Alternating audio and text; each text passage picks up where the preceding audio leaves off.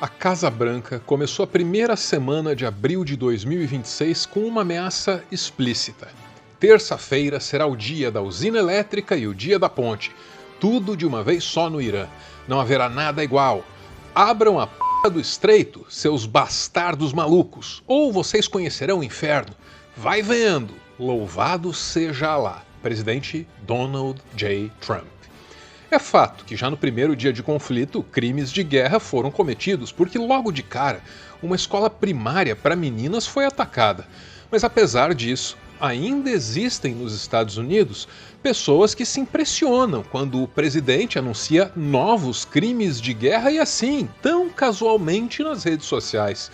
Então, foi só o Trump colocar o pé para fora da Casa Branca e perguntaram por que é que ele considera razoável explodir usinas e pontes no Irã. E a resposta dele veio no mesmo tom. É razoável porque eles são animais. E põe aspas aí, pelo amor de Deus. Because they killed 45,000 people in the last month, more than that, it could be as much as 60. They killed protesters, they're animals. And we have to stop them and we can't let them have a nuclear weapon, very simple. Acontece que esses animais representam uma civilização de mais de 5.000 anos que resistiu a tudo ao longo dos milênios. Trump provavelmente sabe disso e ainda assim voltou para as redes sociais para escrever: uma civilização inteira vai morrer na noite de terça-feira para nunca mais ser trazida de volta. O presidente dos Estados Unidos disse que uma civilização inteira vai morrer se o Irã não fechar um acordo até hoje à noite. Antes de Trump, pelo menos 5 imperadores romanos prometeram acabar com a civilização persa. E 5 imperadores romanos foram derrotados. Só que ao contrário desses antecessores, o Trump marcou um horário, 8 da noite. E é claro que os diplomatas iranianos deram risada. 8 da noite não é muito legal. Não dá para mudar para 1 ou 2 da tarde? Talvez 1 ou 2 da manhã. Muito obrigado por sua atenção a esse assunto. Embaixada do Irã no Zimbábue. A essas alturas, os iranianos davam ao mundo uma demonstração do papel que a coragem e o martírio têm na milenar cultura que guia o seu povo. Milhares de pessoas se reuniram nas usinas e nas pontes que seriam atacadas por Estados Unidos e Israel. Essas pessoas aguardaram brava e pacientemente aquele prazo que se encerraria às 8 da noite. Só que quando faltava cerca de 1h30 para o final do prazo, veio a notícia: um cessar-fogo. Os Estados Unidos anunciaram um cessar-fogo com o Irã. Donald Trump fez o anúncio agora à noite, exatamente às 7h32 pelo horário da gente aqui de Brasília, 6h32 em Washington. O cessar-fogo foi mediado pelo Paquistão. Incluía a condição de que Israel também parasse de atacar o Líbano. E esse é um outro problema que está apenas começando. Israel está aproveitando a instabilidade no Oriente Médio para tirar do Líbano um território que deve compor o chamado Grande Israel, que é um projeto expansionista que a elite política de Israel leva muito a sério, enquanto faz o resto do mundo achar que é tudo teoria da conspiração. O projeto do Grande Israel, uma expansão do país para além das suas fronteiras, é baseado em promessas bíblicas do Antigo Testamento e tem apoio dos nacionalistas mais radicais, inclusive do atual governo. Do rio ao rio, quer dizer do rio Nilo até o rio Eufrates, ou seja, isso daqui incorpora uma parte do Egito, né, do Sinai, todo o Líbano, toda a Palestina, toda a Jordânia. O cessar-fogo anunciado por Trump não fez Israel frear esse projeto expansionista. Pelo contrário, Israel disparou 160 mísseis contra o Líbano em apenas 10 minutos. Eu vou tentar virar a câmera para vocês terem ideia da dimensão da explosão. Aqui eu consegui um acesso restrito aqui perto dos bombeiros que ainda estão tentando fazer o resgate. Vocês percebem que ali onde estão os bombeiros ao lado tem um carro. Isso tudo aqui eu posso mostrar para vocês são carros que foram completamente destruídos. E assim, o dia mais violento dessa guerra até agora calhou de ser justamente o dia seguinte ao cessar-fogo anunciado pelo Donald Trump. Um cessar-fogo de 2 semanas que mal durou 2 horas. De um lado desse impasse, Irã e Paquistão, um país que atua como mediador do conflito, defendem que a trégua deve valer para a região toda, incluindo o Líbano. Do outro, Israel, com o apoio dos Estados Unidos, sustenta que o acordo se limita ao seu conflito direto com o Irã, o que deixaria o exército israelense livre para continuar os bombardeios em outros territórios. Outro ponto de tensão direta é o Estreito de Hormuz, por onde passa a maior parte do petróleo mundial. O acordo previa a reabertura da passagem, mas o Irã voltou a restringir o tráfego horas depois. Diz que fez isso em retaliação aos ataques de Israel. Um recado claro de que o Irã detém ainda um dos maiores instrumentos de pressão econômica do mundo. Nessa guerra, os Estados Unidos já tinham perdido virtualmente todas as suas bases nos países do Golfo, com destaque especial para os danos causados à 5ª Frota Naval. Mas o pior prejuízo veio com o fracasso desse cessar-fogo, que deixou claro para o mundo inteiro que os Estados Unidos não têm e nem nunca tiveram o controle da situação.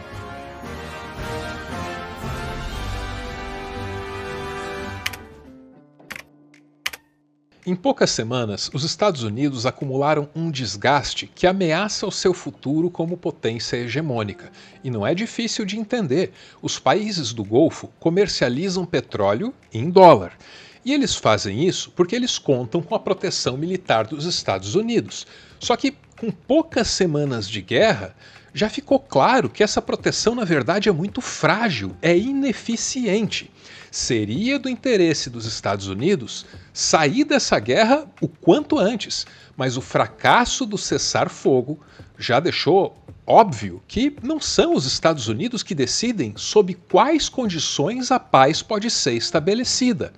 É fato que a cada post do Donald Trump, a situação do país dele só piora. E aí fica a pergunta, o que fazer numa situação dessas? Com a palavra, o Scott Ritter, que trabalhou na inteligência dos Estados Unidos e depois no Serviço de Inspeção de Armas da ONU. Se eu fosse os Estados Unidos nessa história, eu diria, olha, Irã, vocês precisam voltar ao acordo que estava na mesa antes da gente começar a bombardear vocês. Essa é uma posição inegociável nossa. Aí, em troca disso, eu também diria que nós, os Estados Unidos, jamais pagaremos reparações diretamente ao Irã. O que a gente pode fazer é permitir que o Irã colocasse ali um posto de pedágio no Estreito de Hormuz. E com esse posto de pedágio, eles coletariam dinheiro para pagar pela reconstrução do país, por tudo aquilo que a gente destruiu. Funcionaria como um pedágio lá no estado de Nova York, sabe? Você só cobra o pedágio até terminar a construção da rodovia, até pagar a construção da rodovia. Depois, a cabine de pedágio tem que desaparecer, uma coisa assim, sabe? Eu diria aos iranianos que, como parte desse acordo, a gente não pagaria diretamente nada a eles, mas deixaria que eles abrissem essa cabine para coletar o dinheiro necessário para a reconstrução. As Nações Unidas concordariam com o valor total. E aí, vocês enviariam um relatório anual desse pedágio e quando tivessem recebido o dinheiro para pagar as reparações de tudo aquilo que a gente destruiu, aí o estreito passaria do controle do Irã para o controle internacional, algo assim, sabe? E assim a gente conseguiria também levantar as sanções contra o Irã, permitir que o Irã venda seu petróleo de forma livre e tudo mais, não vai dar para escapar disso. Eu acho que isso seria uma vitória para o Irã e oferecer para os Estados Unidos uma saída honrosa, que poderia ser politicamente aceitável para o Trump. Um pedágio no Estreito de Hormuz é uma coisa muito cogitada como saída para essa guerra.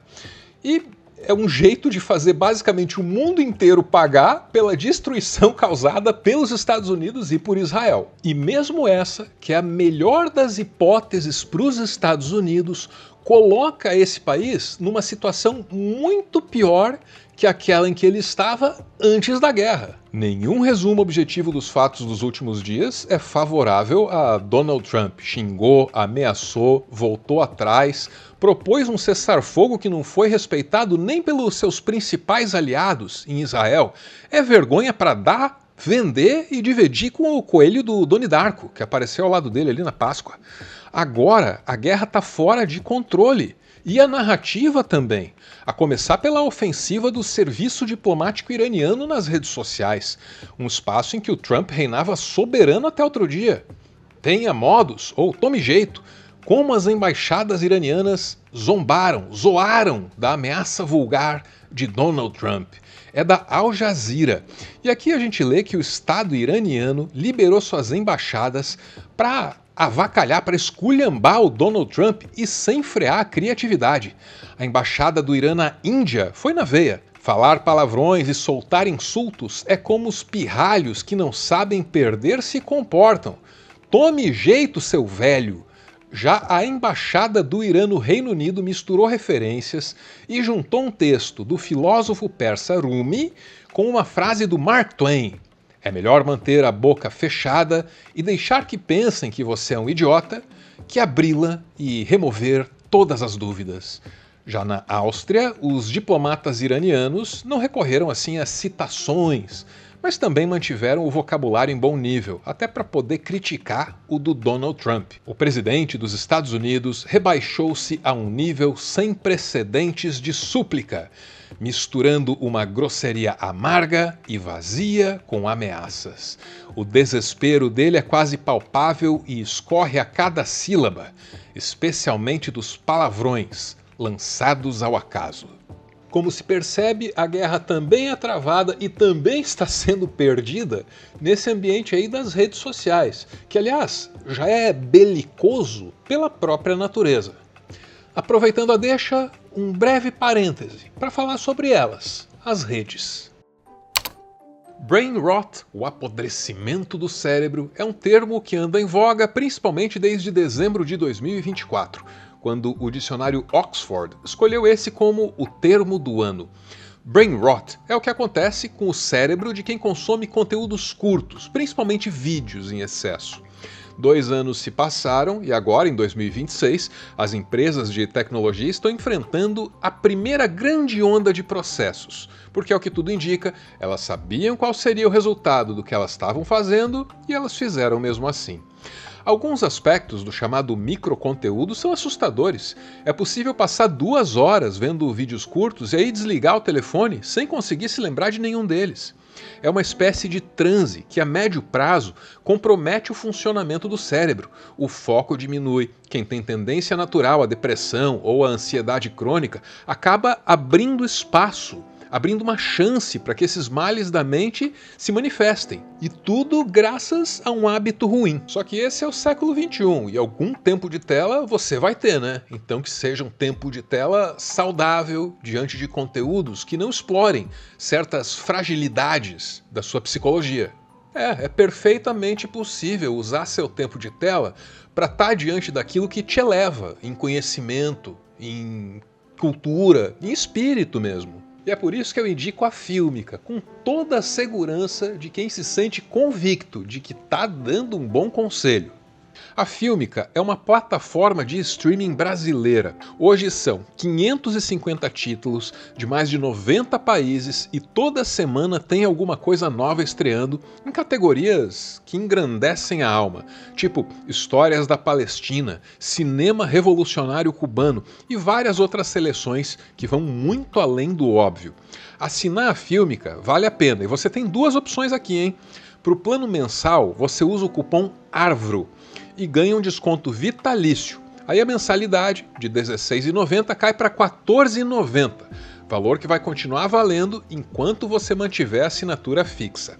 Também tem o passe anual Pix, e nesse caso você usa o cupom PIXARVRO. Aí você vai ganhar um desconto de R$ 70 e um ano inteirinho de conteúdo de primeira vai sair por R$ 99,90.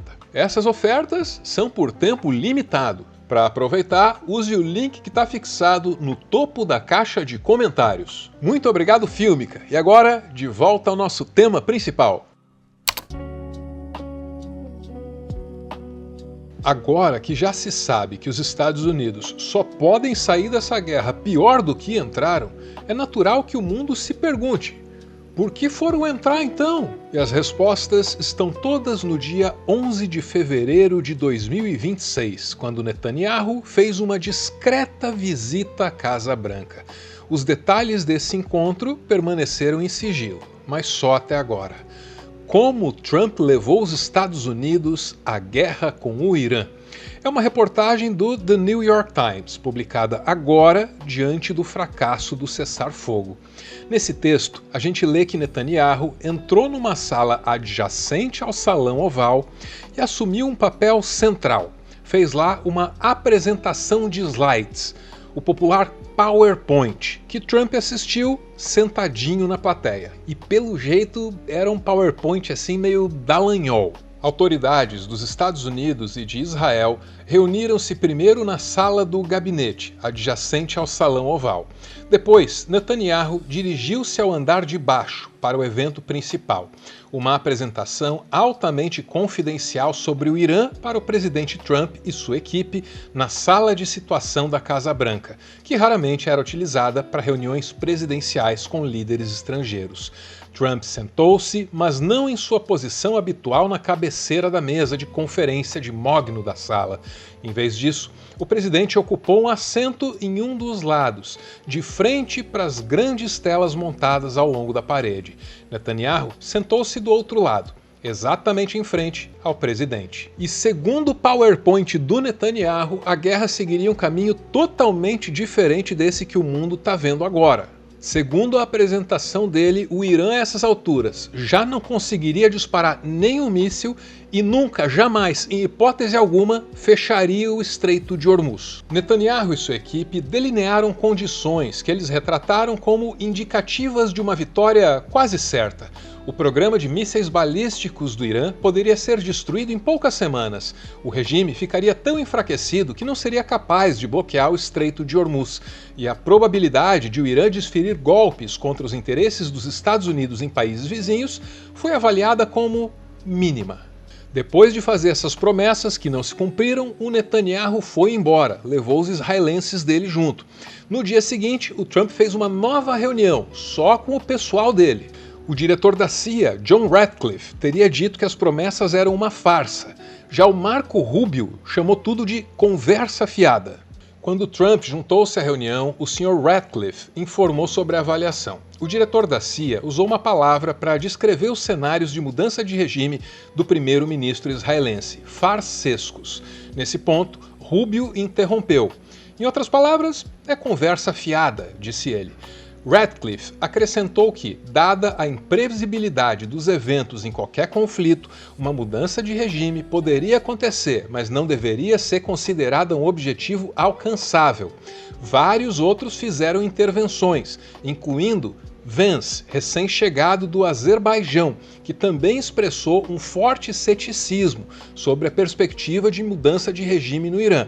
O presidente, então, se voltou para o general Kane. General, o que é que você acha? E o general respondeu: senhor, isso é, na minha experiência, o procedimento operacional padrão dos israelenses. Eles exageram na propaganda e os planos deles nem sempre são bem desenvolvidos. Eles sabem que eles precisam da gente e é por isso que eles estão tentando empurrar esse negócio com tanta insistência. O general Kane, mencionado no texto, é um militar que só ascendeu na carreira porque anos antes teria garantido para o Donald Trump que o Estado Islâmico poderia ser derrotado com muito mais facilidade do que pensavam outros militares.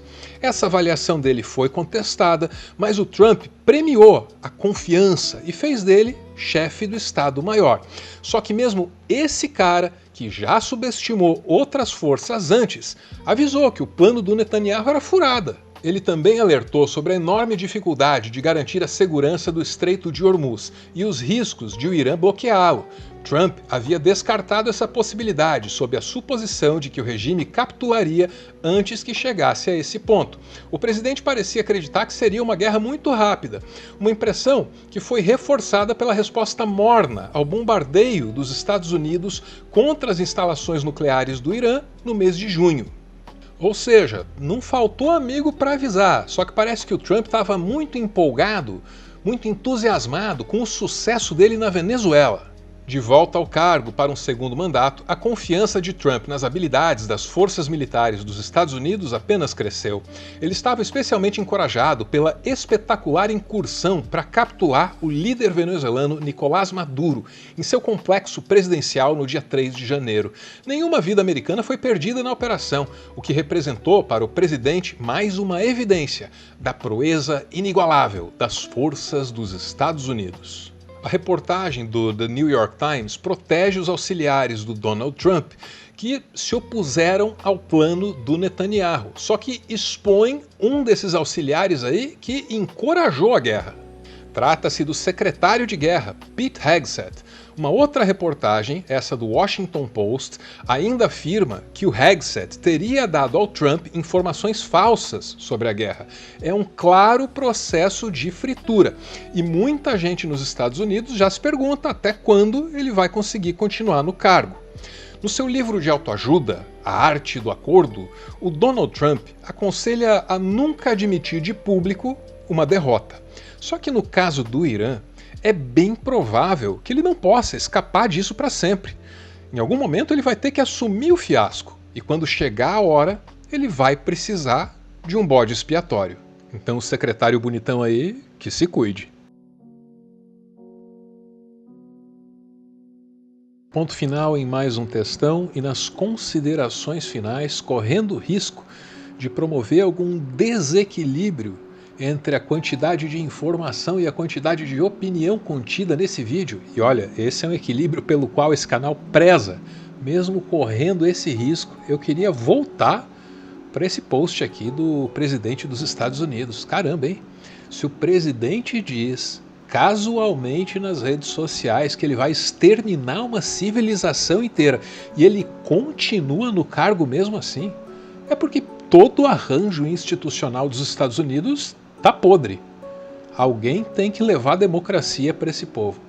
Tudo dito, bora ouvir. Os apoiadores desse canal se reúnem num grupo, do qual você está convidadíssimo a participar. Dá uma olhada aí na home, na página do canal, ali tem o link. Eles mandam áudios e assim nasce o PS, também chamado de finalzinho. Sua voz também pode estar aqui. A criação do Estado de Israel em 14 de maio de 48 foi um ponto de virada para a humanidade e para a falta dela. Nessa ocasião, o colonialismo fazia da Palestina sua mais nova vítima. Mas como a razão de existir de uma potência colonialista expandir seu território, vieram muitas guerras na região, como a Guerra do Yom Kippur, a Guerra dos 6 Dias e um conflito no sul do Líbano que durou quase 20 anos, dos anos 80 até os anos 2000, quando Israel avançou sobre o país ao norte para eliminar a estrutura da OLP, a Organização para a Liberação da Palestina, estimulando assim a criação do Hezbollah nessa época. Explicar isso é essencial para entender a dimensão do problema que se apresenta agora. Da última vez que o Estado de Israel entrou no Líbano, ocuparam por quase 20 anos, e agora se fala em ocupação permanente. E o mais preocupante, na minha opinião, é que, como o Álvaro disse na primeira parte desse vídeo, os Estados Unidos, por mais que sejam a força bruta que mantém Israel em pé, não o controlam. Mas parece que o contrário acontece. E, por meios obscuros, Israel se tornou, nessa dinâmica, o rabo que balança o cachorro. O Trump achar que pode administrar essa situação. Eu acho que o pior de tudo é isso. Mas a União Europeia está contra. Enfim, esse tipo de guerra, esse tipo de incursão é extremamente desgastante e completamente ensandecido. Para o Trump, eu desejo impeachment, sumiço e anonimato. Depois do final, finalzinho, depois do finalzinho, finalzinho, aqueles últimos segundos em que eu agradeço com verdade e sinceridade o presente, a dádiva que é ter tido a sua atenção até aqui, mesmo com um assunto tão difícil, tão indigesto. Muito obrigado mesmo pela oportunidade de continuar vivendo e fazendo aquilo que dá sentido à minha vida. Tem a chave Pix, mas claro, só se você estiver se sentindo muito generoso, muito disposto. Avalie aí as suas possibilidades. De qualquer forma, de novo, muito obrigado por ficar comigo até aqui. Um beijo e, como sempre, valeu!